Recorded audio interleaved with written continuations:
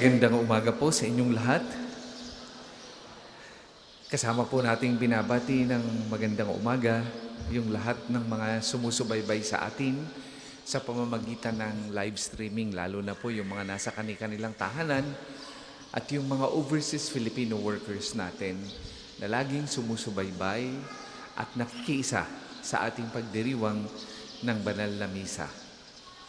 Kasama po ng ating mga panalangin, ng inyong mga petisyon at nagpamisa ngayong umagang ito, tayo ay dudulog sa Panginoon sa pagitan ni Santo Padre Pio upang espesyal na ipagdasal ang intensyon ng mahal na Santo Papa, ang intensyon ng Arsobispo ng Lipa at ng mga pari ng Archdiocese, ganun din po ang intensyon nating lahat na nakikiisa sa pagdiriwang.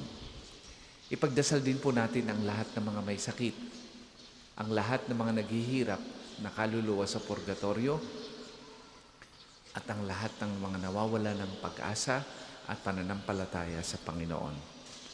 Simulan natin ang pagdiriwang sa ngalan ng Ama at ng Anak at ng Espiritu Santo.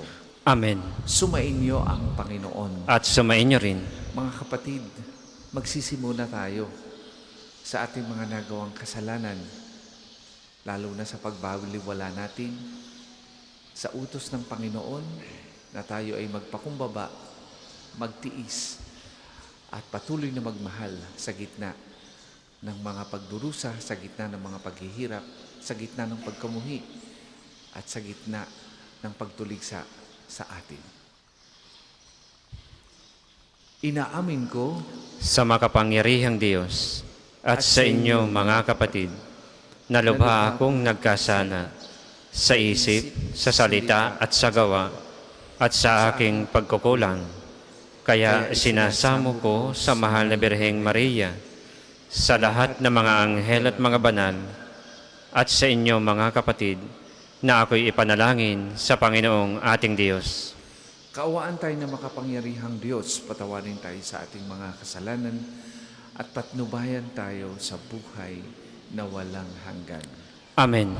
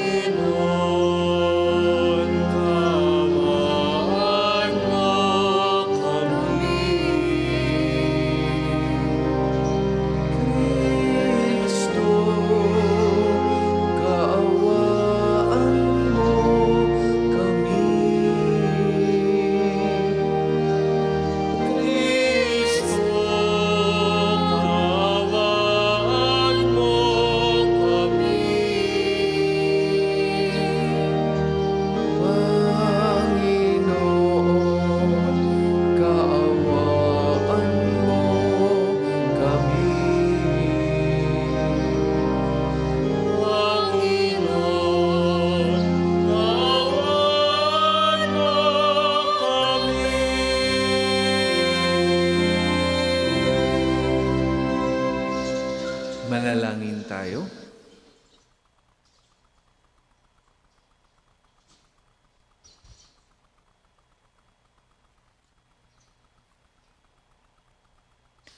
Ama naming makapangyarihan, itaguyod mo ang aming ginagampanan alinsunod sa iyong kalooban, upang sa ngalan ng anak mong mahal, kami maging marapat magkaroon ng karagdagan sa aming paggawa ng mga kabutihan sa pamamagitan ni Jesucristo kasama ng Espiritu Santo, magpasawalang hanggan. Amen.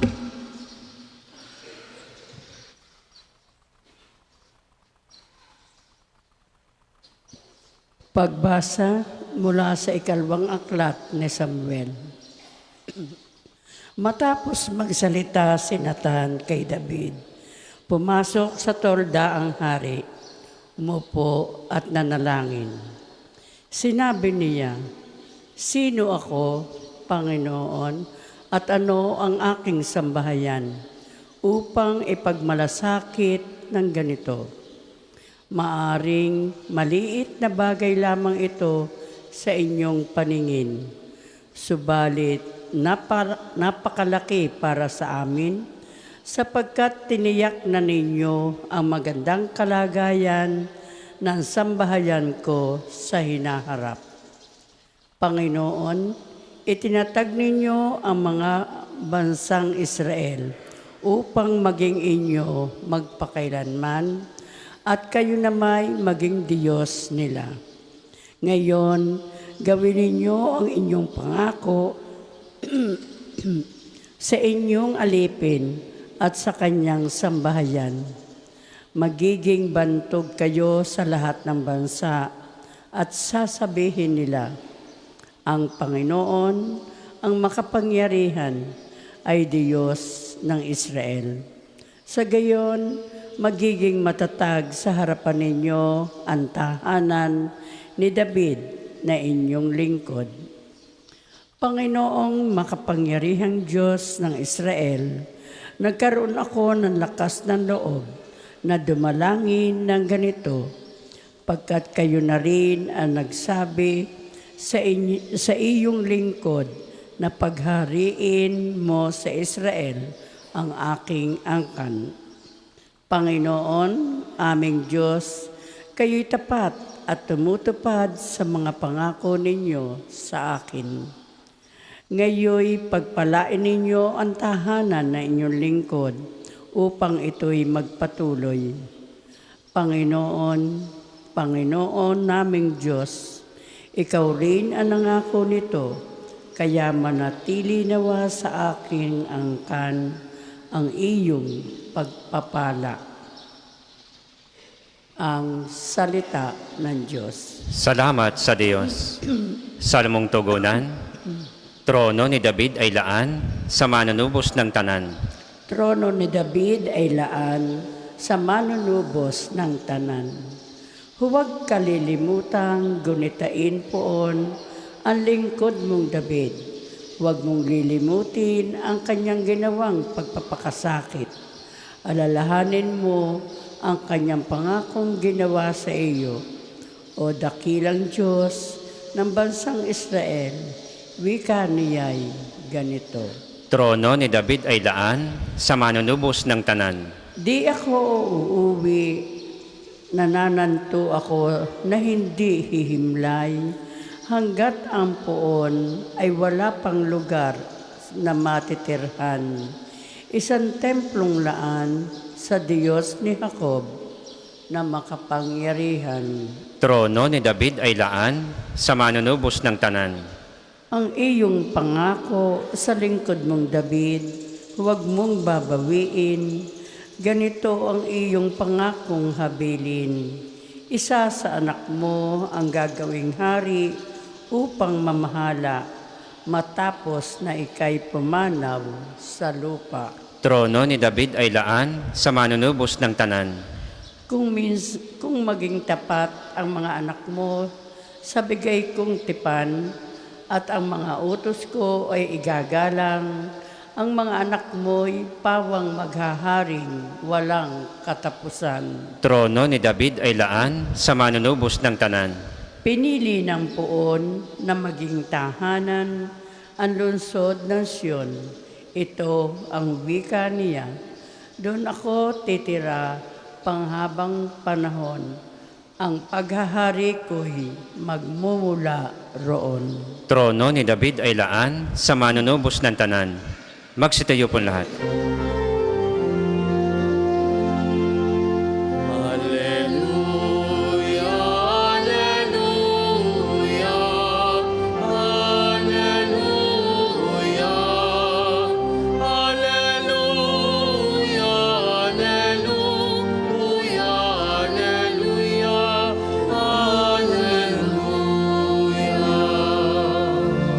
Salita mo'y liwanag, tanglaw sa aking paglakad,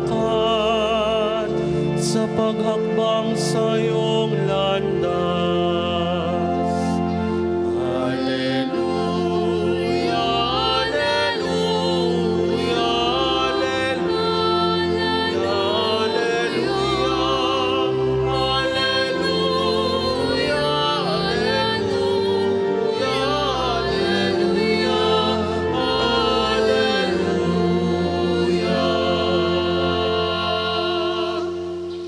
Sumainyo ang Panginoon. At sumainyo rin. Ang mabuting balita ng Panginoon ayon kay San Marcos. Papuri sa iyo, Panginoon. Noong panahong yun, sinabi ni Jesus sa mga tao, "Sinisindihan ba ang ilawan para itago sa ilalim ng takalan o kaya'y sa ilalim ng higaan? Hindi ba upang ilagay sa talagang patungan? Walang natatago na di malalantad at lihim na di mabubunyag. Ang may pandinig ay makinig." At idinugtong pa niya, "Unawain ninyong mabuti ang inyong naririnig. Ang panukat na ginamit ninyo ay siya ring gagamitin sa inyo ng Diyos at higit pa. Sapagkat ang mayroon ay bibigyan pa, ngunit ang wala, kahit ang kakaunting nasa kanya, ay kukunin pa." Mga kapatid, ang mabuting balita ng Panginoon. Pinupuri ka namin, Panginoong Jesucristo.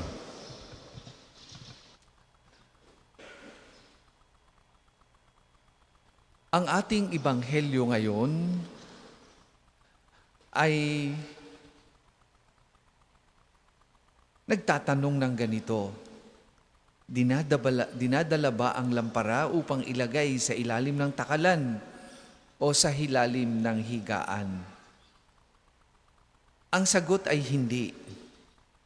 Ang liwanag ay dapat ilagay sa talagang lalagyan nito upang magbigay liwanag sa lahat.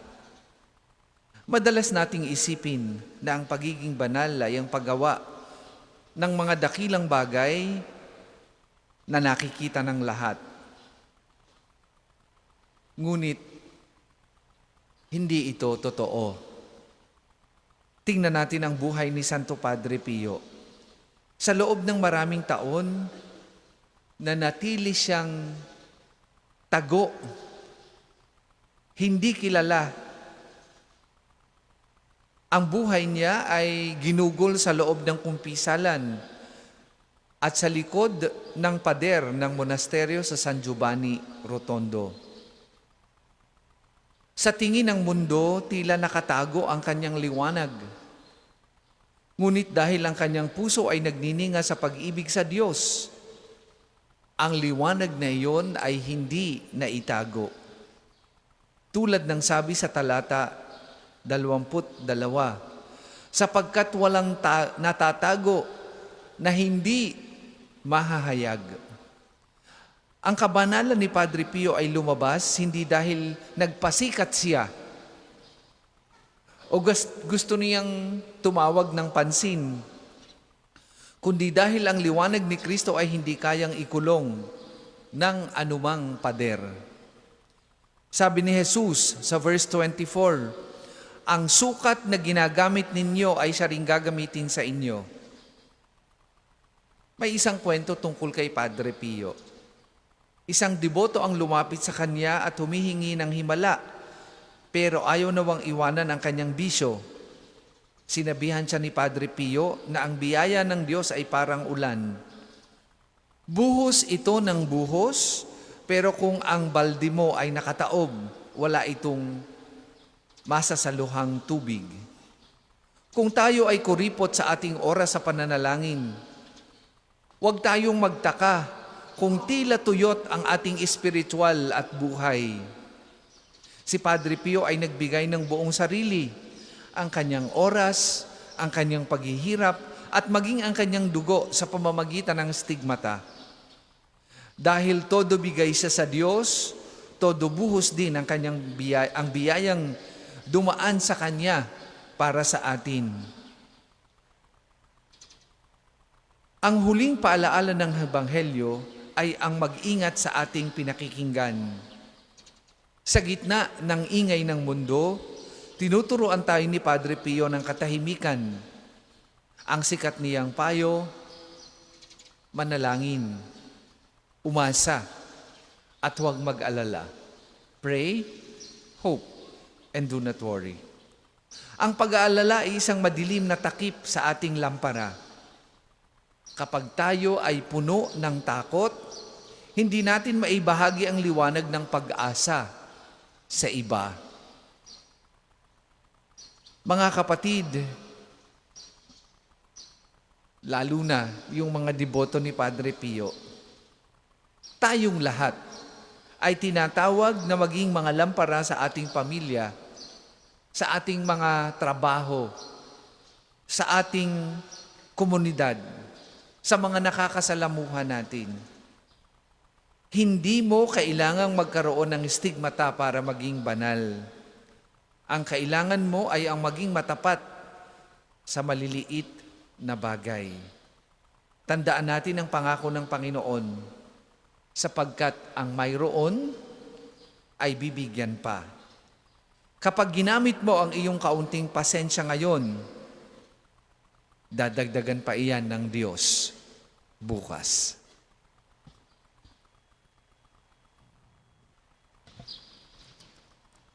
Para po sa mga maghahandog ng sobre, pakihulog na lamang po sa buslo.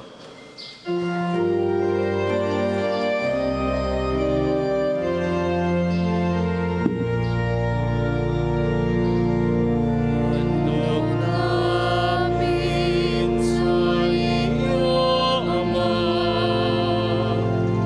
ang tinapay at alak na ito. Handog ng bayang umaasan, sumasambat nagmamahal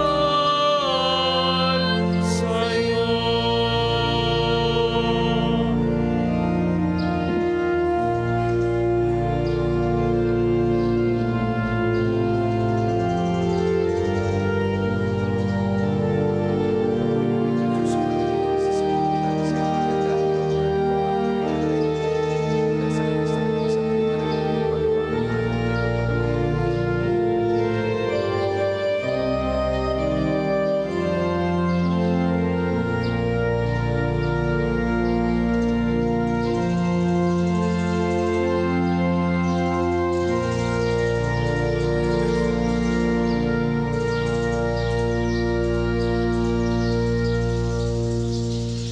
Magsitayo po lahat. Manalangin kay mga kapatid upang ang paghahain natin ay kalugdan ng Diyos amang makapangyarihan. Tanggapin nawa ng Panginoon itong paghahain sa iyong mga kamay, sa kapurihan niya at karangalan sa ating kapakinabangan at sa buong sambayanan niyang banal. Ama naming lumikha, tanggapin mong malugod ang aming mga handog. Ngayong ang kabanalan na iyong dulot, kami sumasamo sa iyo't lumuluhog upang kaligtas ay iyong ipagkaloob. Sa pamamagitan ni Jesucristo kasama ng Espiritu Santo, magpasawalang hanggan. Amen. Sumainyo ang Panginoon. At sumain niyo rin.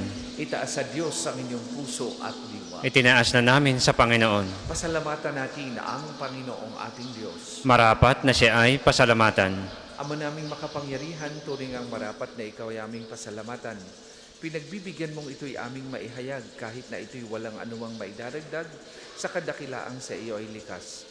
Sa pagpupuri namin ang nakikinabang ay kami ring iyong pinakikiharapan sa pamagitan ng iyong anak na minamahal. Kaya kay isa ng mga anghel na nagsisiawit ng papuri sa iyo, nang walang humpay sa kalangitan, kami nagbubunyi sa iyong kadakilaan. Santo, Santo, Santo, Panginoong Diyos ng mga hukbo, napupuno ang langit at lupa ng kadakilan mo. Hosana sa kaitaasan, pinagpalang na paririto sa ngalan ng Panginoon. Hosana sa kaitaasan, Hosana sa kaitaasan.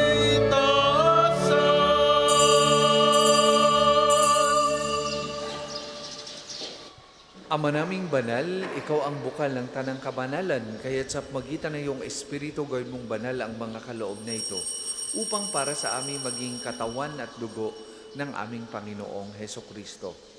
Bago niya pinigtiis ang pusang loob na maging handog, hinawakan niyang tinapay, pinasalamatan kanya. Pinaghati-hati na iyon, iniabot sa kanyang mga alagad at sinabi, "Tanggapin ninyong lahat ito at kanin. Ito ang aking katawan na ihahandog para sa inyo."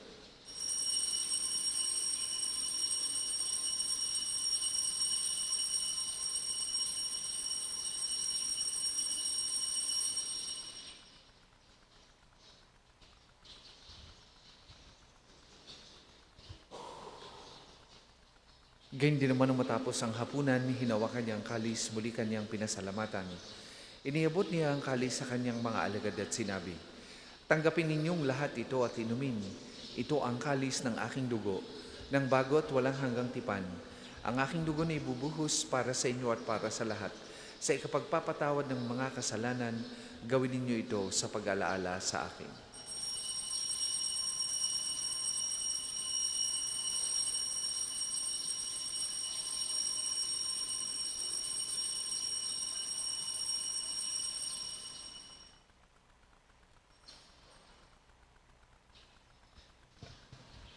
Ipagbunyi natin ang misteryo ng pananampalataya. Si Kristo'y namatay, si Kristo ay nabuhay, si Kristo'y babalik sa wakas ng panahon. Ama, ginagawa namin ngayon ang pag-alaala sa pagkamatay at muling pagkabuhay ng iyong anak. Kaya tiniaalay namin sa iyong tinapay na nagbibigay buhay at ang kalis na nagkakaloob ng kaligtasan. Kami nagpapasalamat dahil kami iyong minarapat na tumayo sa harap mo para maglingkod sa iyo.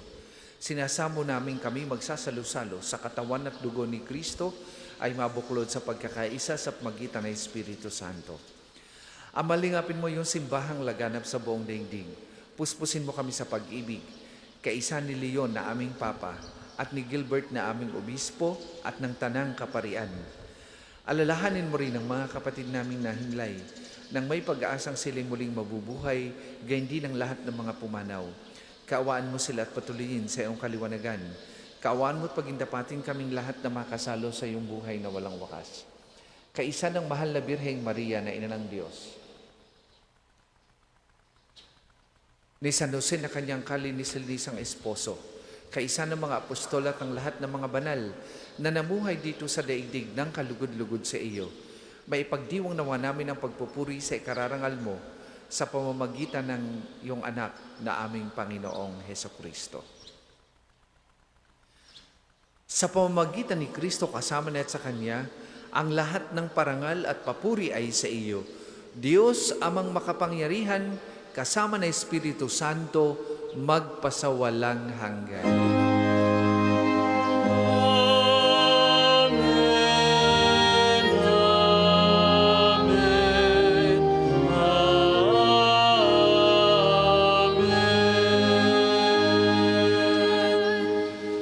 Sa tagubilin naman nakagagaling na utos at turo ni Jesus ng Panginoon natin at Diyos, ipahayag po natin ng lakas loob.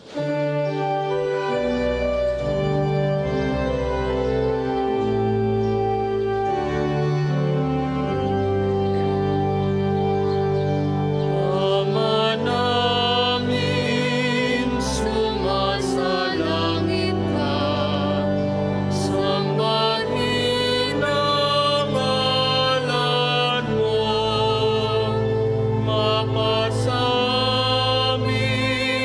ang kaharian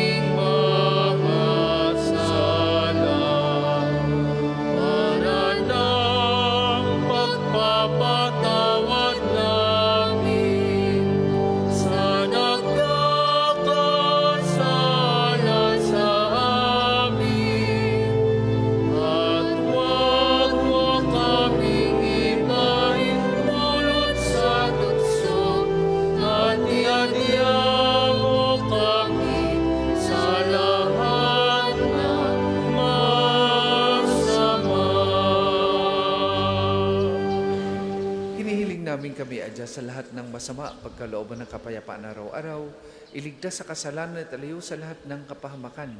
Samantalang aming pinananabikan ang dakilang araw ng pagpapahayag ng tagapagligtas naming si Heso Kristo. Sapagkat iyong kaharian at ang kapangyarihan at ang kapurihan magpakailanman. Amen. Panginoong Hesukristo, sinabi mo sa iyong mga apostol, kapayapaan ang iniiwan ko sa inyo, ang aking kapayapaan ang ibinibigay ko sa inyo. Tunghayan mo ang aming pananampalataya at huwag ang aming mga pagkakasala. Pagkalooban mo kami ng kapayapaan at pagkakaisa ayon sa iyong kalooban, kasama na Espiritu Santo, magpasawalang hanggan. Amen. Ang kapayapaan ng Panginoon ay lagi pong sumainyong lahat. At sumain niyo rin. Magbigayan po kayo at maghangad ng kapayapaan sa isa't isa.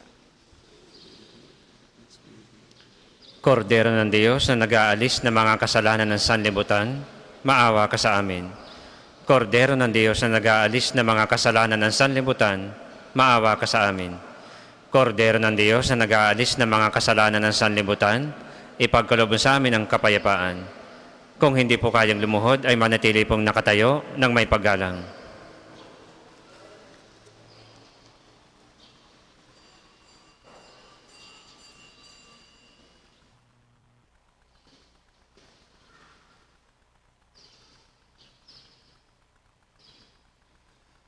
Mga kapatid, ito ang kordero ng Diyos.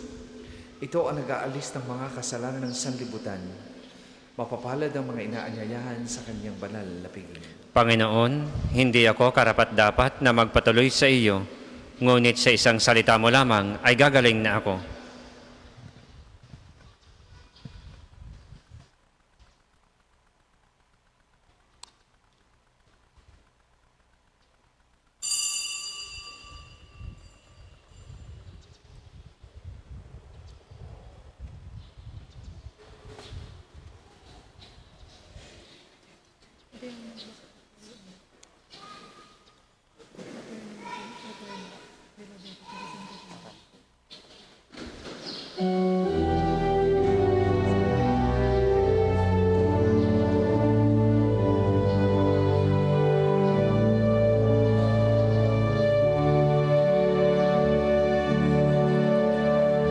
Stay with me, Lord, that I may never forget you. Stay with me, Lord, because I'm weak. Stay with me, Lord, for you are my Lord. Stay with me, Lord, for you are my Oh, how I need you, my Jesus, in this night of exile. Stay with me, my Jesus, in the breaking of the bread, the light which disperses all darkness. The force that sustains me, thy unique joy of my heart.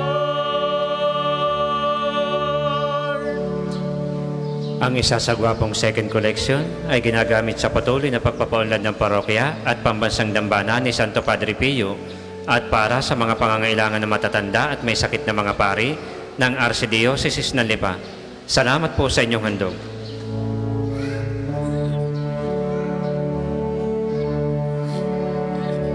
Stay with me, Lord, to show me your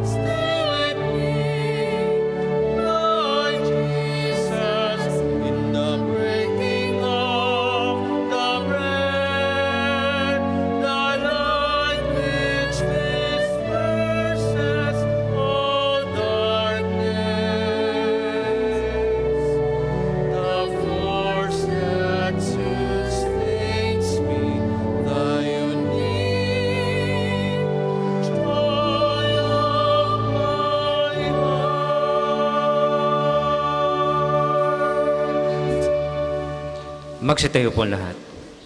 Manalangin tayo.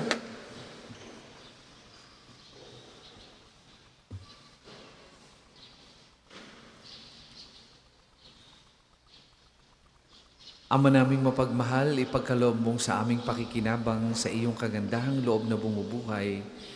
Lagi nawa naming maikarangal ang iyong pagpapalang sa aming ibinibigay.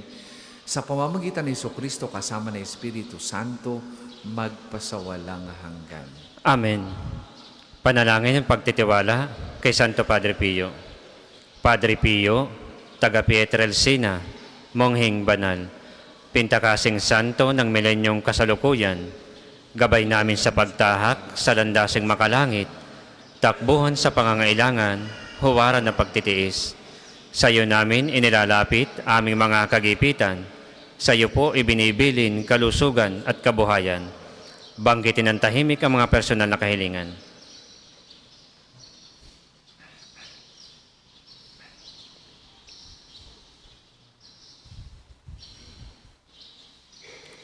Di mang karapat-dapat, kami po ay pagbigyan.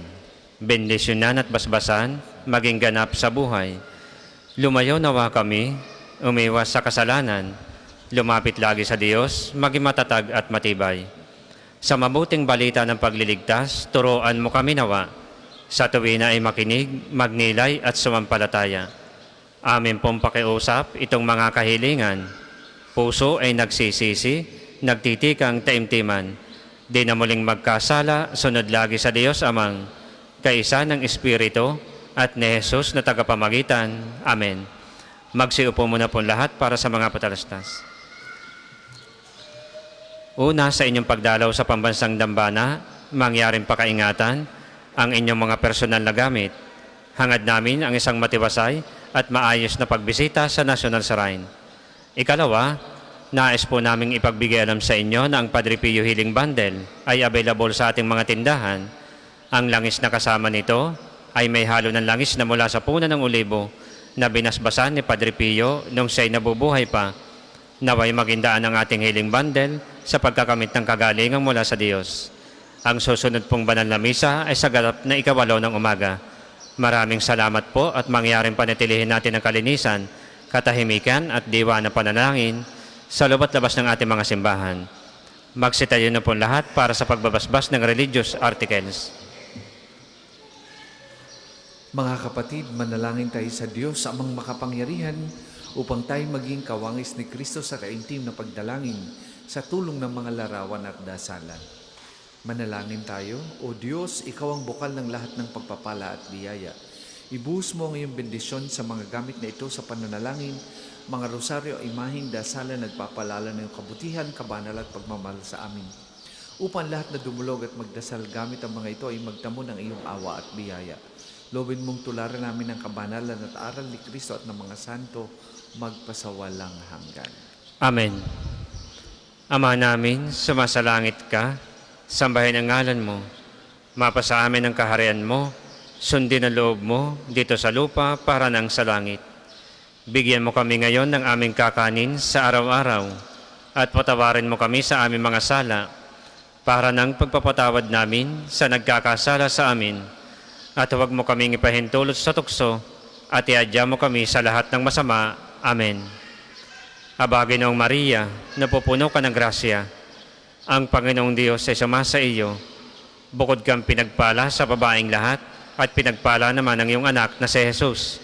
Santa Maria, Ina ng Diyos, ipanalangin mo kami makasalanan, ngayon at kung kami mamamatay.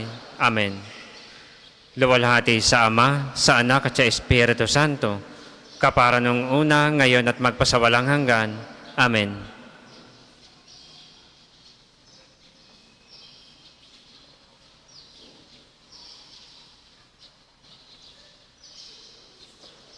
Sumainyo ang Panginoon At sumain niyo rin. at pagpalain kayo ng makapangyarihang Diyos, Ama, Anak at Espiritu Santo. Amen. Tapos na po ang ating pagdiriwang, humayo kayong mapayapa. Salamat sa Diyos.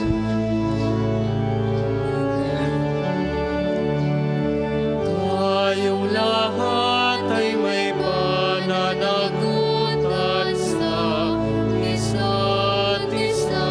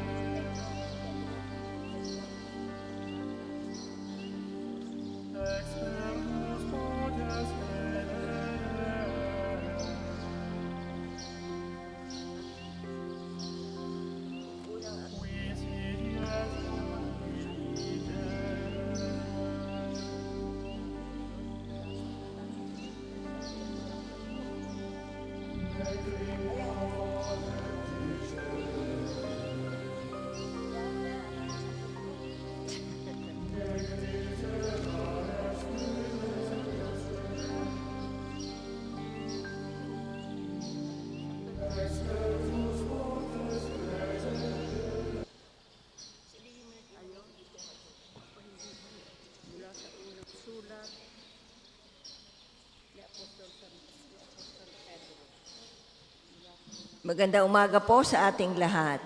Paanyaya, tayo po sama-sama sa pang-umagang panalangin. Tayo po ay tumayo. Panginoon, buksan mo ang aking mga labi.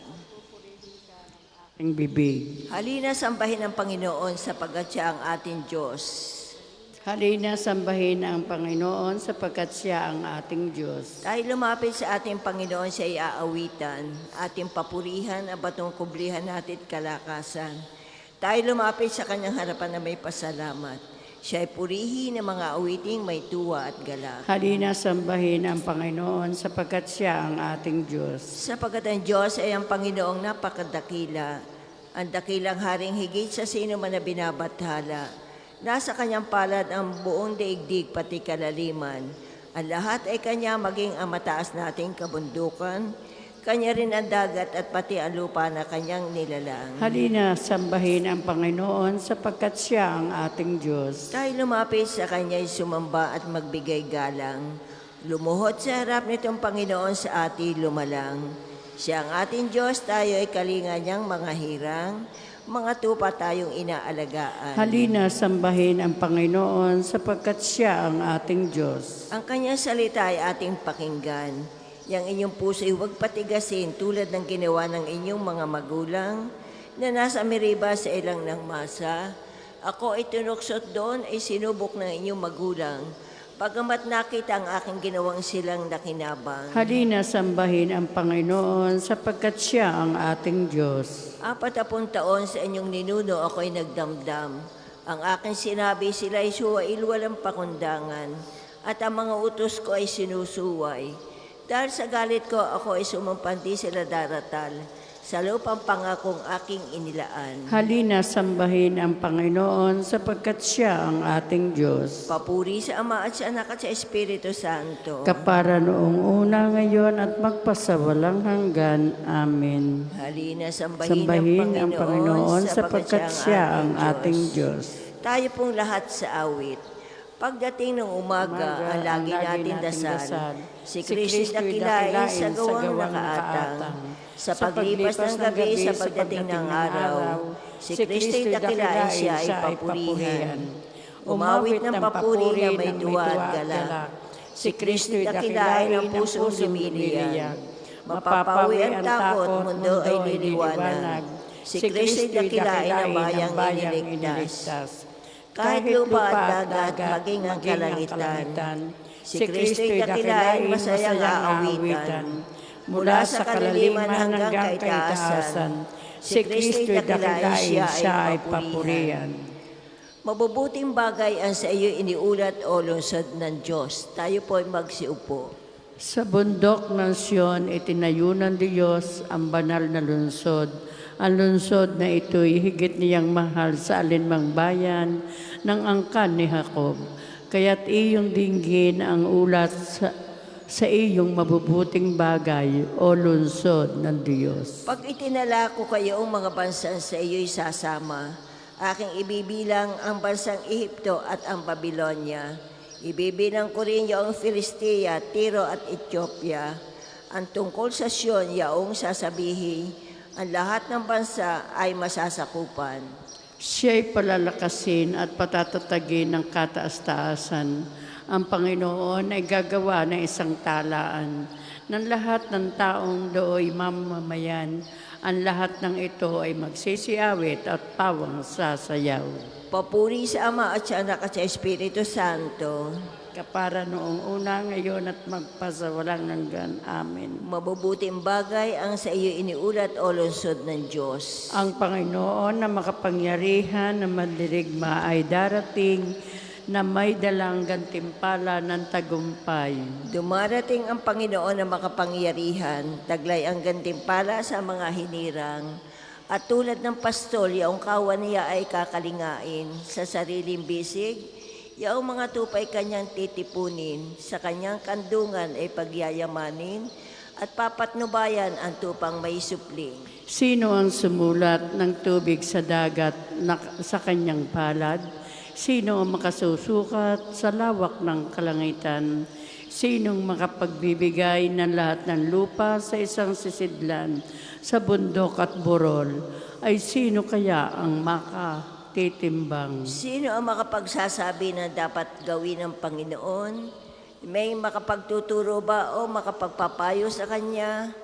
At sino ang Kanyang sinagunian para malaman ang dapat niyang gawin sa alinmang bagay? Di ba ninyo alam sa harap ng Panginoon ang alinmang bansa ay walang kabuluhan? Tulad ng isang patak ng tubig sa isang sisidlan, ang mga pulo ay parang alikabok lamang ang timbang. Ang lahat ng hayop sa gubat ng Libano ay kulang pang panghandog at sapat na panggatong.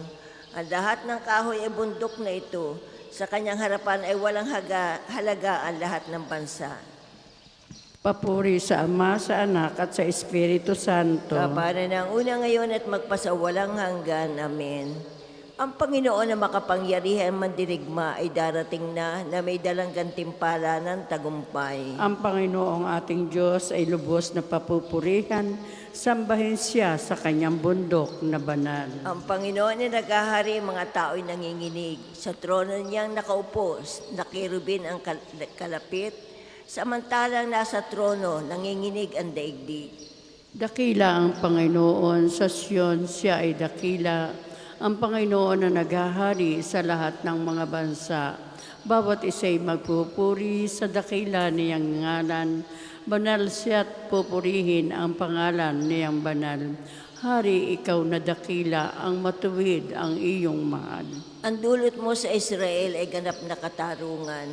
Ang dulot mo sa kanila ay pagtingin pantay-pantay. Ang Panginoon na ating Diyos ay lubos na papurihan. Sa harap ng trono niya ay sambahin ang ngalang banal. Si Moises at si Aaron, mga saserdote niya, at si Samuel na may lingkod na sa kanya ay sumamba. Nang ang Panginoon dalangin ay dininig naman sila. Ang Panginoon ay nagsalita sa gitna ng mga ulap. Sila naman ay nakinig, utos niya ay tinupad. O Panginoon na aming Diyos, sinagot mo sila agad. At ikaw ay nakilalang Diyos na mapagpatawad.